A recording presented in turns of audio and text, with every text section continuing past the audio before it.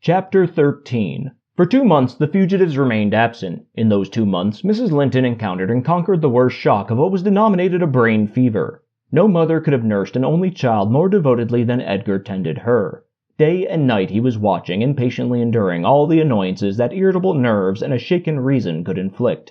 And though Kenneth remarked that what he saved from the grave would only recompense his care by forming the source of constant future anxiety, in fact, that his health and strength were being sacrificed to preserve a mere ruin of humanity, he knew no limits in gratitude and joy when Catherine's life was declared out of danger, and hour after hour he would sit beside her, tracing the gradual return to bodily health, and flattering his too sanguine hopes with the illusion that her mind would settle back to its right balance also, and she would soon be entirely her former self. The first time she left her chamber was at the commencement of the following March. Mr. Linton had put her on her pillow, in the morning, a handful of golden crocuses. Her eye, long stranger to any gleam of pleasure, caught them in waking, and shone delighted as she gathered them eagerly together. "These are the earliest flowers at the Heights," she exclaimed. "They remind me of soft thaw winds, and warm sunshine, and nearly melted snow. Edgar, is there not a south wind, and is not the snow almost gone?" "The snow is quite gone down here, darling," replied her husband, "and I only see 2 white spots on the whole range of moors. The sky is blue, and the larks are singing, and the becks and brooks are all brimful. Catherine, last spring at this time I was longing to have you under this roof. Now, I wish you were a mile or 2 up those hills. The air blows so sweetly, I feel that it would cure you." "I shall never be there but once more," said the invalid, "and then you'll leave me, and I shall remain forever. Next spring you'll long again to have me under this roof, and you'll look back and think you were happy today." Linton lavished on her the kindest caresses, and tried to cheer her by the fondest words, but vaguely regarding the flowers, she let the tears collect on her lashes and stream down her cheeks unheeding. We knew she was really better, and therefore decided that long confinement to a single place produced much of this despondency, and it might be partially removed by a change of scene. The master told me to light a fire in the many weeks deserted parlor, and to set an easy chair in the sunshine by the window. And then he brought her down, and she sat a long while enjoying the general heat, and, as we expected, revived by the objects round her, which, though familiar, were free from the dreary associations investing her hated sick chamber. By evening she seemed greatly exhausted, yet no arguments could persuade her to return to that apartment, and I had to arrange the parlor sofa for her bed, till another room could be prepared. To obviate the fatigue of mounting and descending the stairs, we fitted up this, where you lie at present, on the same floor with the parlor, and she was soon strong enough to move from one to the other, leaning on Edgar's arm. Ah, I thought to myself, she might recover, so waited on as she was, and there was double cause to desire it, for on her existence depended that of another. We cherished the hope that in a little while Mr. Linton's heart would be gladdened, and his land secured from a stranger's gripe, by the birth of an heir. I should mention that Isabella sent to her brother some 6 weeks from her departure a short note announcing her marriage with Heathcliff.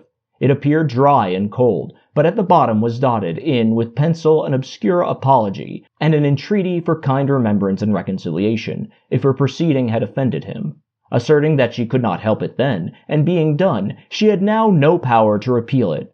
Linton did not reply to this, I believe, and in a fortnight more I got a long letter, which I considered odd coming from the pen of a bride just out of the honeymoon. I'll read it, for I keep it yet. Any relic of the dead is precious, if they were valued living. "Dear Ellen," it begins, "I came last night to Wuthering Heights, and heard for the first time that Catherine has been and is yet very ill. I must not write to her, I suppose, and my brother is either too angry or too distressed to answer what I sent him. Still, I must write to somebody, and the only choice left me is you. Inform Edgar that I'd give the world to see his face again, that my heart returned to Thrushcross Grange in 24 hours after I left it, and it is there at this moment, full of warm feelings for him, and Catherine. I can't follow it through, these words are underlined. They need not expect me, and they may draw what conclusions they please, taking care, however, to lay nothing at the door of my weak will or deficient attention. The remainder of the letter is for yourself alone. I want to ask you 2 questions. The first is, how did you contrive to preserve the common sympathies of human nature when you resided here? I cannot recognize any sentiment which those around share with me. The second question I have great interest in is this: is Mr. Heathcliff a man? If so, is he mad? And if not, is he a devil? I shan't tell my reasons for making this inquiry, but I beseech you to explain, if you can, what I have married. That is, when you call to see me, and you must call, Ellen, very soon, don't write, but come, and bring me something from Edgar.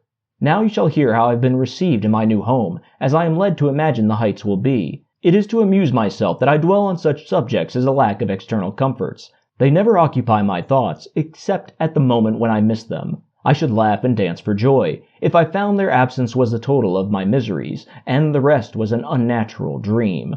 The sun set behind the grange as we turned onto the moors. By that I judged it to be 6 o'clock, and my companion halted half an hour to inspect the park and the gardens and, probably, the place itself, as well as he could. So it was dark when we dismounted in the paved yard of the farmhouse, and your old fellow-servant, Joseph, issued out to receive us by the light of a dip candle. He did it with a courtesy that redounded to his credit. His first act was to elevate his torch to a level with my face, squint malignantly, project his underlip, and turn away. Then he took the 2 horses and led them into the stables, reappearing for the purpose of locking the outer gate, as if we lived in an ancient castle. Heathcliff stayed to speak to him, and I entered the kitchen, a dingy, untidy hole. I dare say you would not know it, it is so changed since it was in your charge. By the fire stood a ruffianly child, strong in limb and dirty in garb, with a look of Catherine in his eyes and about his mouth.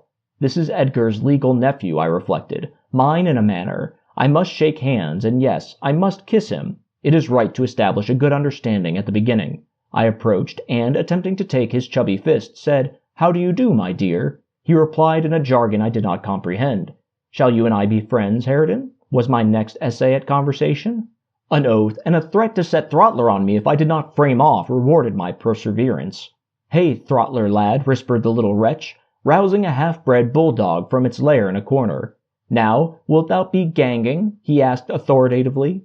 Love for my life urged to compliance. I stepped over the threshold to wait till the others should enter. Mr. Heathcliff was nowhere visible, and Joseph, whom I followed to the stables and requested to accompany me in, after staring and muttering to himself, screwed up his nose and replied, "Mim, mim, mim. Did ever Christian body hear aught like it? Mincin' and munchin'. How can I tell what you say?" "I say, I wish you to come with me to the house," I cried, thinking him deaf, yet highly disgusted at his rudeness. "None of me. I gettin' someone else to do," he answered, and he continued his work, moving his lantern jaws meanwhile and surveying my dress and countenance, the former a great deal too fine, but the latter, I am sure, as sad as he could desire, with sovereign contempt. I walked round the yard, and through a wicket to another door, at which I took the liberty of knocking in hopes some more civil servant might show himself. After a short suspense, it was opened by a tall, gaunt man, without neckerchief and otherwise extremely slovenly. His features were lost in masses of shaggy hair that hung on his shoulders, and his eyes, too, were like a ghostly Catherine's with all their beauty annihilated. "What's your business here?" he demanded grimly. "Who are you?" "My name was Isabella Linton," I replied. "You've seen me before, sir. I'm lately married to Mr. Heathcliff, and he has brought me here, I suppose by your permission." "Is he come back, then?" asked the hermit, glaring like a hungry wolf. "Yes, we came just now," I said, "but he left me by the kitchen door, and when I would have gone in, your little boy played sentinel over the place, and frightened me off by the help of a bulldog." "It's well the hellish villain has kept his word," growled my future host, searching the darkness beyond me in expectation of discovering Heathcliff, and then he indulged in a soliloquy of execrations and threats of what he would have done had the fiend deceived him. I repented having tried this second entrance, and was almost inclined to slip away before he finished cursing, but ere I could execute that intention, he ordered me in, and shut and refastened the door. There was a great fire, and that was all the light in the huge apartment, whose floor had grown a uniform gray, and the once brilliant pewter dishes, which used to attract my gaze when I was a girl, partook of a similar obscurity, created by tarnish and dust.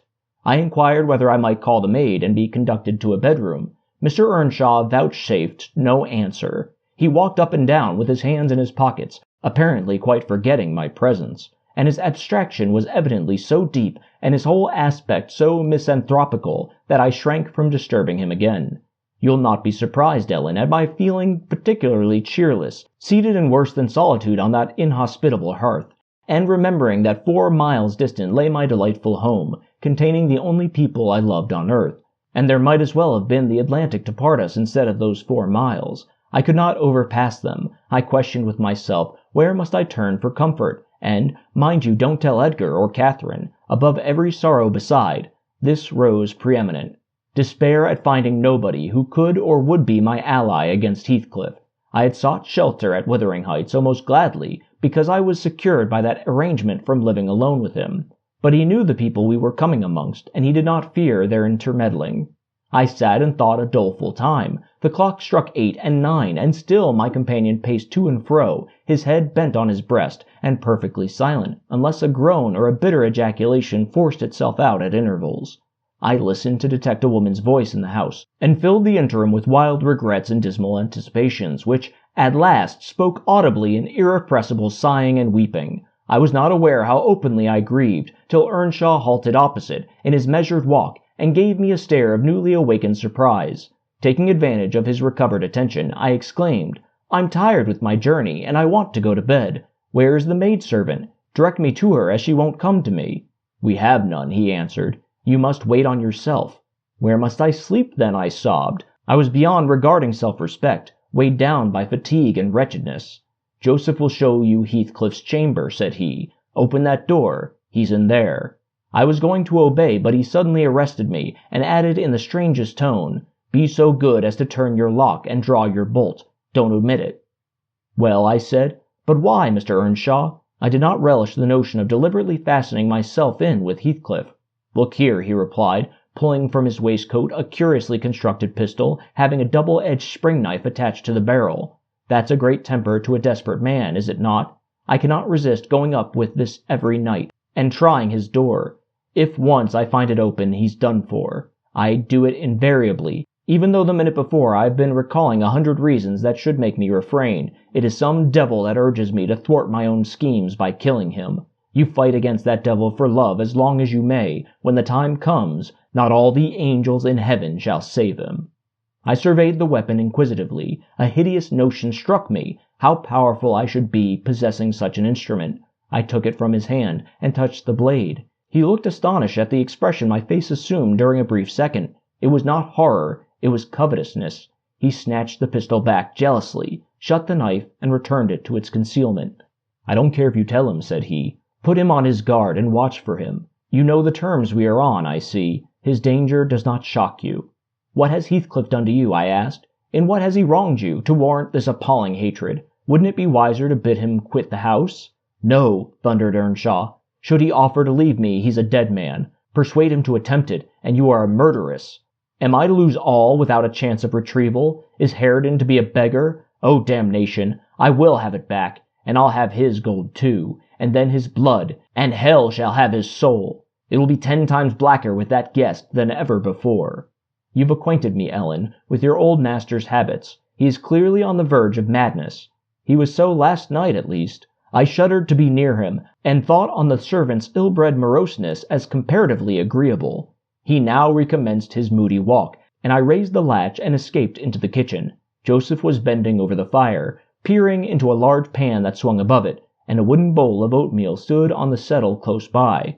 The contents of the pan began to boil, and he turned to plunge his hand into the bowl. I conjectured that this preparation was probably for our supper, and being hungry, I resolved it should be eatable. So, crying out sharply, "I'll make the porridge," I removed the vessel out of his reach, and proceeded to take off my hat and riding habit.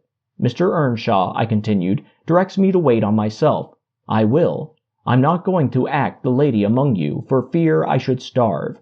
"Good Lord," he muttered, sitting down and stroking his ribbed stockings from the knee to the ankle, "if there's to be fresh otherings, just when I'm getting used to 2 masters, I'm going to have a mistress set over my head. It's like time to be flitting. I never did think to see the day where I might have thrown the place, but I doubt it's nigh at hand." This lamentation drew no notice from me. I went brusquely to work, sighing to remember a period when it would have been all merry fun, but compelled speedily to drive off the remembrance. It racked me to recall past happiness and the greater peril there was of conjuring up its apparition. The quicker the thimble ran round, and the faster the handfuls of meal fell into the water. Joseph beheld my style of cookery with growing indignation. "There!" he ejaculated. "Harridan, wilt thou sup thy porridge to-night? They be naught but lumps as big as my kneve. There, again! I'd fling a bowl and all how were ye. They're pale to go up off, then you'll have done with it. Bang, bang! It's the mercy to bottom in and deeved out." It was rather a rough mess, I own, when poured into the basins. 4 had been provided, and a gallon pitcher of new milk was brought from the dairy, which Harridan seized and commenced drinking and spilling from the expansive lip. I expostulated and desired that he should have his in a mug, affirming that I could not taste the liquid treated so dirtily. The old cynic chose to be vastly offended at this nicety, assuring me repeatedly that the barn was every bit as good as I, and every bit as wholesome, and wondering how I could fashion to be so conceited. Meanwhile, the infant ruffian continued sucking, and glowered up at me defyingly as he slavered into the jug. "I shall have my supper in another room," I said. "Have you no place you call a parlor?" "Parlor?" he echoed sneeringly. "Parlor? Nay, we got no parlors. If you don't like we're company, there's masters, and if you don't like master, there's us." "Then I shall go upstairs," I answered. "Show me a chamber." I put my basin on a tray and went myself to fetch some more milk. With great grumblings the fellow rose and preceded me in my ascent. We mounted to the garrets. He opened a door now and then to look into the apartments we passed. "Here's a ram," he said, at last, flinging back a cranky board on hinges. "It's weel enough to eat a few porridge in. There's a pack of corn to corner there, middly clane, and if you feared mucker in your grand so close, spread your handkerchief on top of it." The ram was a kind of lumber hole smelling strong of malt and grain, various sacks of which articles were piled around, leaving a wide, bare space in the middle. "Why, man," I exclaimed, facing him angrily, "this is not a place to sleep in. I wish to see my bedroom." "Bedroom?" he repeated in a tone of mockery. "Ya see de bedrooms there is yon's mine." He pointed into the second garret, only differing from the first in being more naked about the walls, and having a large, low, curtainless bed, with an indigo-colored quilt at one end. "What do I want with yours?" I retorted. "I suppose Mr. Heathcliff does not lodge at the top of the house, does he?" "Oh, it's Master Heathcliff's you're wantin'?" cried he, as if making a new discovery. "Couldn't ye ha' said so, and onst then? I mud ha' telled ye, bath all he walk, that's just one he couldn't see. He, alas, keeps it locked, and nobody ever mills out but his'n." "You've a nice house, Joseph," I could not refrain from observing, "and pleasant inmates." And I think the concentrated essence of all the madness in the world took up its abode in my brain the day I linked my fate with theirs. However, that is not to the present purpose. There are other rooms. For heaven's sake, be quick, and let me settle somewhere. He made no reply to this adjuration, only plodding doggedly down the wooden steps and halting before an apartment which, from the halt and the superior quality of its furniture, I conjectured to be the best one. There was a carpet, a good one, but the pattern was obliterated by dust. A fireplace hung with cut paper, dropping to pieces, a handsome oak bedstead with ample crimson curtains of rather expensive material and modern make, but they had evidently experienced rough usage. The valances hung in festoons, wrenched from their rings, and the iron rod supporting them was bent in an arc on one side, causing the drapery to tail upon the floor. The chairs were also damaged, many of them severely, and deep indentations deformed the panels of the walls. I was endeavoring to gather resolution for entertaining and taking possession, when my fool of a guide announced, "This here's the master's." My supper by this time was cold, my appetite gone, and my patience exhausted. I insisted on being provided instantly with a place of refuge, and means of repose. "Where the devil," began the religious elder, "the Lord bless us, the Lord forgive us. Where the hell you gang? You married? Wearisome not? You've seen all but Harridan's bit of a chamber. There's not another hole a lig down in the house." I was so vexed I flung my tray and its contents on the ground, and then seated myself at the stairs head, hid my face in my hands, and cried. "Eck, eck!" exclaimed Joseph. "Well done, Miss Cathy, well done, Miss Cathy. Howsever 'tis master shall tumble over them broken pots, and then we'll hear summat, which here's how it's goin' to be. Good for not maddling? You deserve pining for this till Christmas, flinging the precious gifts on God underfoot. Your flavesome rages, but I'm mistaken of your spirit long. Will Heathcliff bide such bonny ways, you think? I no but wish he may catch you in that plisky, I no but wish he may." And so he went on scolding to his den beneath, taking the candle with him, and I remained in the dark. The period of reflection succeeding this silly action compelled me to admit the necessity of smothering my pride and choking my wrath, and bestirring myself to remove its effects. An unexpected aid presently appeared in the shape of Throttler, whom I now recognized as a son of our old skulker. It had spent its whelphood at the Grange, and was given by my father to Mr. Hindley. I fancy it knew me. It pushed its nose against mine by way of salute, and then hastened to devour the porridge, while I groped from step to step, collecting the shattered earthenware and drying the spatters of milk from the banister with my pocket handkerchief. Our labors were scarcely over when I heard Earnshaw's tread in the passage. My assistant tucked in his tail and pressed to the wall. I stole into the nearest doorway. The dog's endeavor to avoid him was unsuccessful, as I guessed by a scutter downstairs and a prolonged, piteous yelping. I had better luck. He passed on, entered his chamber, and shut the door. Directly after, Joseph came up with Hareton to put him to bed. I had found shelter in Hareton's room, and the old man, on seeing me, said, "There's room for both you and your pride now, I should think, in the house. It's empty. You may have it all to yourself, and him and Alice make a third, all such all company." Gladly did I take advantage of this intimation, and the minute I flung myself into a chair by the fire I nodded and slept. My slumber was deep and sweet, though over far too soon. Mr. Heathcliff awoke me. He had just come in and demanded, in his loving manner, what I was doing there. I told him the cause of my staying up so late, that he had the key to our room in his pocket. The adjective "our" gave mortal offence. He swore it was not, nor ever should be, mine, and but I'll not repeat his language, nor describe his habitual conduct. He is ingenious and unresting in seeking to gain my abhorrence. I sometimes wonder at him with an intensity that deadens my fear, yet I assure you, a tiger or a venomous serpent could not rouse terror in me equal to that which he awakens. He told me of Catherine's illness, and accused my brother of causing it, promising that I should be Edgar's proxy in suffering, till he could get hold of him. I do hate him. I am wretched. I have been a fool. Beware of uttering one breath of this to anyone at the Grange. I shall expect you every day. Don't disappoint me. Isabella.